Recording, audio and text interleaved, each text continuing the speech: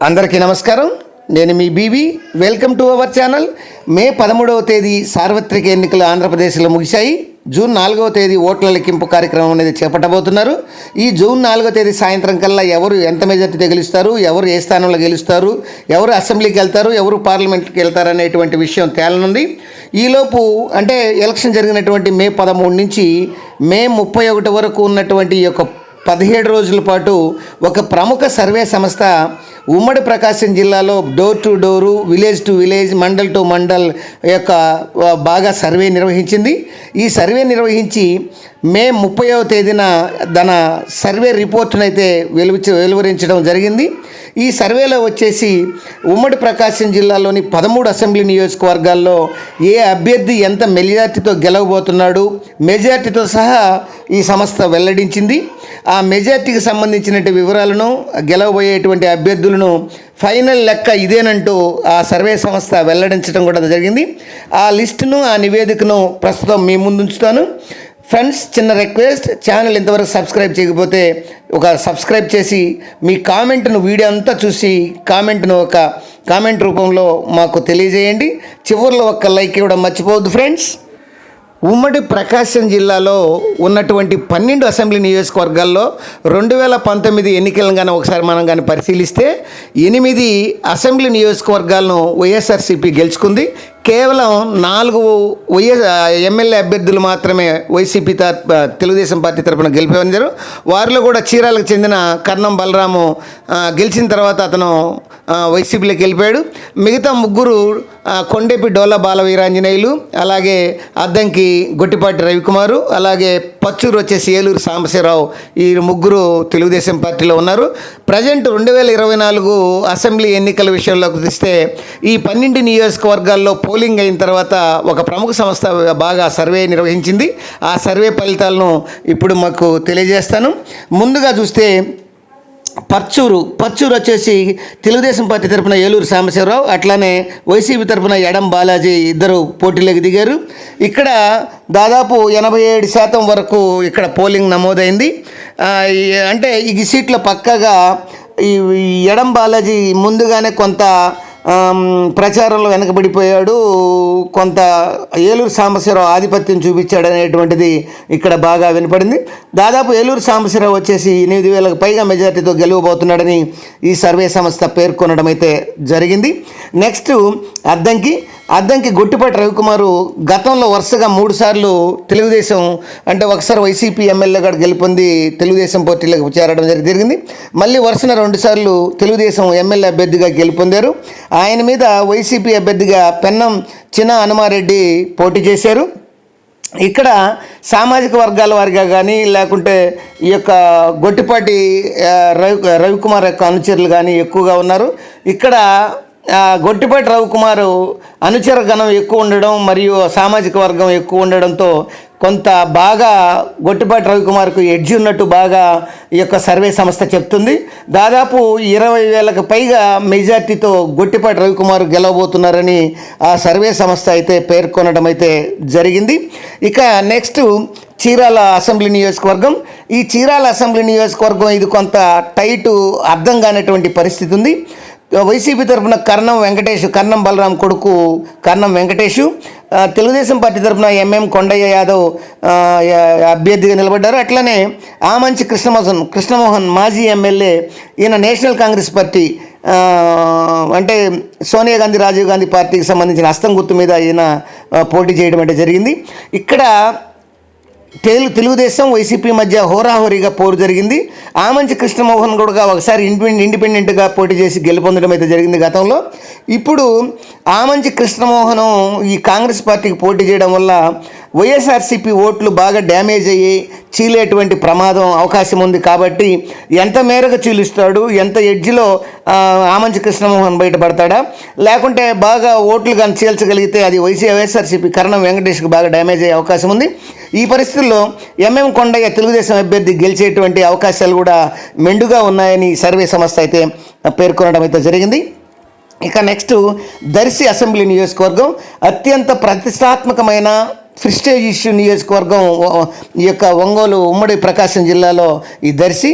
ఇక్కడ తెలుగుదేశం పార్టీ తరపున గొట్టిపాటి లక్ష్మి ఇంకొక నెల రోజులు ఉందనంగా ఈ యొక్క అభ్యర్థిగా ప్రకటించారు. వైసీపీ అభ్యర్థిగా బూచేపల్లి శివప్రసాద్ రెడ్డి ఎలక్షన్ నోటిఫికేషన్కి ముందు 2 నెలల ముందుగానే అభ్యర్థిగా ప్రకటించారు.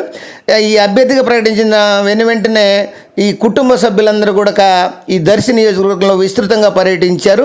వీరి పర్యటన, వీరి ప్రచార హోరు చూసి బూచేపల్లి శివప్రసాద్ రెడ్డి విజయానికి ఢోకా లేదనేటువంటి ప్రచారం జిల్లావే కాదు ఆంధ్రప్రదేశ్ వ్యాప్తంగా సాగింది. అయితే ఒక్కసారిగా గొట్టిపాటి లక్ష్మిని ప్రకటించడంతో మొత్తం రాజకీయ సమీకరణలు మారిపోయి గొట్టిపాటి లక్ష్మి ప్రచారంలో మమేకం కావడం, ప్రజలతో మమేకం కావడం, కలిసిపోవడం, ఒక్కసారిగా శివప్రసాద్ని డామినేట్ చేసి దూసుకు వెళ్ళారు గొట్టిపాటి లక్ష్మి. దీంతో దర్శి నియోజకవర్గంలో దాదాపు రాష్ట్రంలోనే ప్రథమ స్థానంలో అంటే 91.35 రికార్డు స్థాయిలో ఈ యొక్క ఓటింగ్ అనేది నమోదైంది. రాష్ట్రంలోనే ఇక్కడ దర్శి వచ్చేసి ఓటింగ్ ఫస్ట్. దీన్ని బట్టి చూస్తే బయట నుంచి వచ్చినటువంటి వలస ఓటర్లు కానీ, ఉద్యోగస్తులు కానీ, బాగా వ్యాపారస్తులు కానీ, ఈ యొక్క అర్బన్ ఓటర్లందరూ కూడా బాగా ఓటింగ్ నమోదు చేయడం వల్ల ఇంత మెజార్టీ వచ్చిందని, ఇది గొట్టిపాటి లక్ష్మికి బాగా అవకాశంగా ఉందని ఇట్లా సర్వే సంస్థ అయితే పేర్కొనడం జరిగింది. దీంతో బూచేపల్లి శివప్రసాద్ రెడ్డి మీద గొట్టిపాటి లక్ష్మి 6 నుంచి 8,000 వరకు మెజార్టీతో గెలవబోతున్నారని ఈ సర్వే సంస్థ అయితే పేర్కొనడం అయితే జరిగింది. ఇక నెక్స్ట్ మార్కాపురం నియోజకవర్గం తీసుకుంటే ఈ మార్కాపురం అసెంబ్లీ నియోజకవర్గంలో మాజీ ఎమ్మెల్యే కందుల నారాయణ రెడ్డి, అట్లనే సిట్టింగ్ గిద్దలూరు ఎమ్మెల్యే అయినటువంటి అన్నా రాంబాబు పోటీ చేస్తున్నారు. ఇక్కడ సామాజిక వర్గాలంతా ఏకమై అన్నా రాంబాబు సామాజిక వర్గం, కందుల నారాయణ రెడ్డి సామాజిక వర్గం ఇట్లా వెనుకుండి బాగా మద్దతుండి గంపగుత్తుగా ఓట్లు వేయడంతో ఇక్కడ కొంత బాగా టైట్గా ఉందని చెప్పొచ్చు. అయితే మార్కాపురం నియోజకవర్గం మొత్తంలో కొంత రెడ్డి సామాజిక వర్గం అత్యధికంగా ఉండడం, 2 సార్లు కందుల నారాయణ రెడ్డి ఓడిపోవడంతో ఈ యొక్క కొంత సింపతి ఉండి కందుల నారాయణ రెడ్డికి కొంత ఎడ్జ్ ఉన్నట్టు కనపడుతుంది. దాదాపు 6 నుంచి 7,000 వరకు మెజార్టీతో కందుల నారాయణ రెడ్డి గెలుస్తాడని ఈ యొక్క సర్వే సంస్థ అయితే పేర్కొనడం అయితే జరిగింది. ఇక ఎర్రగొండపాలెం ఇది ఎస్సీ రిజర్వ్ నియోజకవర్గం. ఇక్కడ వైసీపీ ఎమ్మెల్యే తరపున తాటిపత్రి చంద్రశేఖర్, తెలుగుదేశం పార్టీ ఎమ్మెల్యే అభ్యర్థి తరపున గూడూరు ఎరిక్షన్ బాబు పోటీ చేస్తున్నారు. తాటిపత్రి చంద్రశేఖర్ కొంత మొదట్లో ఎడ్జి చూపించిన తర్వాత గూడూరు ఎరిక్షన్ బాబు కూతురు కానీ డాక్టరు, అలాగే వాళ్ళ కుటుంబ సభ్యులు నియోజకవర్గంలో చేసినటువంటి ప్రచార హోర్ అనేది నియోజకవర్గంలో మంచి ఒక పేరు సంపాదించింది. మంచి తెలుగుదేశం పార్టీకి మంచి పునాది ఏర్పడిందని చెప్పొచ్చు. అంటే ఎర్రగొండపాలెం నియోజకవర్గం ఏర్పడిన తర్వాత ఇంతవరకు తెలుగుదేశం పార్టీ అక్కడ గెలిచినటువంటి సందర్భాలు లేవు. దీన్ని బట్టి చూస్తే ఇప్పుడు ఎరిక్షన్ బాబు ప్రచార హోరు, వాళ్ళ కుటుంబ సభ్యులు ప్రచారం చేసినటువంటి విధానం, ఎరిక్షన్ బాబు యొక్క ప్రవర్తన, ఆయన యొక్క మంచితనం ఈ యొక్క ఎర్రగొండపాలెం నియోజకవర్గంలో తెలుగుదేశం పార్టీకి మంచి ఊపు తెచ్చిందని చెప్పొచ్చు. ఇక్కడ గూడూరు ఎరిక్షన్ బాబుకి కొంత ఎడ్జి ఉందని ఈ సర్వే సంస్థ అయితే చెప్తుంది. ఇక కొండేపి కూడా ఎస్సీ రిజర్వ్ నియోజకవర్గం. ఇది ఇక్కడ తెలుగుదేశం పార్టీ అభ్యర్థిగా డోలా బాలవీరాంజనేయులు, అట్లానే వైఎస్ఆర్సీపీ ఎమ్మెల్యే అభ్యర్థిగా మంత్రి ఆదిమూలపు సురేష్ అయితే పోటీ పడుతున్నారు. ఇక్కడ వైసీపీలో వచ్చేసి వర్గపోరు కొంచెం అధికమైంది.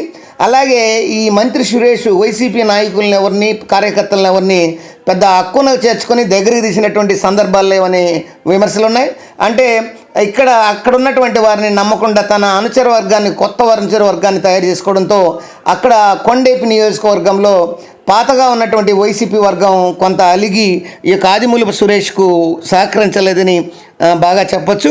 ఇక ఈ వైసీపీ తరపున తెలుగుదేశం పార్టీ తరపున పోటీ చేసినటువంటి డోలా బాలవీరాంజనేయులు ఎమ్మెల్యే, ఈయనకు దామచర్ల కుటుంబం నుంచి మంచి సపోర్ట్ ఉంది. అట్లానే ఈ కమ్మ సామాజిక వర్గానికి చెందిన, మరి కాపు సామాజిక వర్గానికి చెందిన వాళ్ళు బాగా ఈయనకు మద్దతు ఇవ్వడం, మంచి పేరు ఉండడంతో ఈయన దాదాపు 9,000 నుంచి 10,000 వరకు మెజార్టీతో డోలా బాలవీరాంజనేయులు ఈ యొక్క తెలుగుదేశం అభ్యర్థి ఎమ్మెల్యేగా గెలవబోతున్నాడని ఈ సర్వే సంస్థ అయితే పేర్కొనడం అయితే జరిగింది.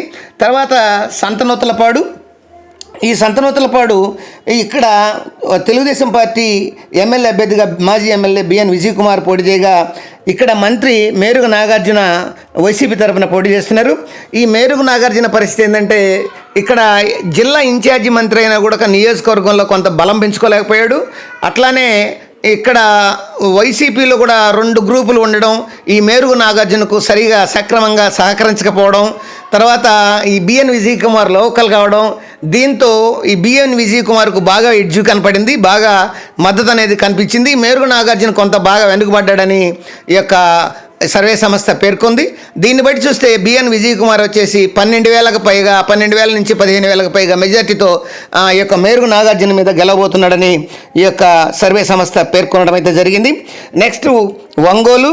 ఈ ఒంగోలు అసెంబ్లీ నియోజకవర్గంలో తెలుగుదేశం పార్టీ ఎమ్మెల్యే అభ్యర్థిగా దామచర్ల జనార్దన్ పోటీ చేశారు. అట్లనే ఈయనకు యాంటీగా వచ్చేసి మాజీ మంత్రి బాలినేని శ్రీనివాసరెడ్డి వైసీపీ తరఫున ఎమ్మెల్యే అభ్యర్థిగా బరిలోకి దిగారు. వీళ్ళిద్దరి మధ్య ఫైట్ అనేది బాగా రసవత్తరంగా సాగింది. ఇక్కడ మాగుంట శ్రీనివాసరెడ్డి ఉండడం దామచర్ల జనార్దన్కు మంచి ప్లస్ పాయింట్ అయింది. దీంతో దామచర్ల జనార్దన్కు దాదాపు 15,000కు పైగా మెజార్టీతో ఈయన గెలవబోతున్నాడు అనేది ఈ యొక్క సర్వే సంస్థ పేర్కొంది. అలాగే మాజీ మంత్రి బాలినేని శ్రీనివాసరెడ్డి మరియు కుటుంబ సభ్యులు మరియు కుమారుడైనటువంటి ప్రణీత్ రెడ్డి కొంత నియోజకవర్గంలో కొంత అజమాయిషీ చేసి కొంత మైనస్ పాయింట్లు తెచ్చుకున్నాడు అనేటువంటిది ప్రచారం జరిగింది. దానివల్లనే ఇక్కడ బాలినేని శ్రీనివాసరెడ్డి కొంత మైనస్ అయ్యాడనేది ఈ సర్వే సంస్థ పేర్కొనడం అయితే జరిగింది. అంటే దాదాపు 15,000కు పైగా దామచర్ల జనార్దన్ గెలవబోతున్నాడని ఈ బాలినేని శ్రీనివాసరెడ్డి మీద ఈ సర్వే సంస్థ అయితే పేర్కొనడం జరిగింది. ఇక నెక్స్ట్ కందుకూరు నియోజకవర్గం. ఇది కందుకూరు నియోజకవర్గం వచ్చేసి నెల్లూరు పార్లమెంట్లోకి వెళ్తుంది.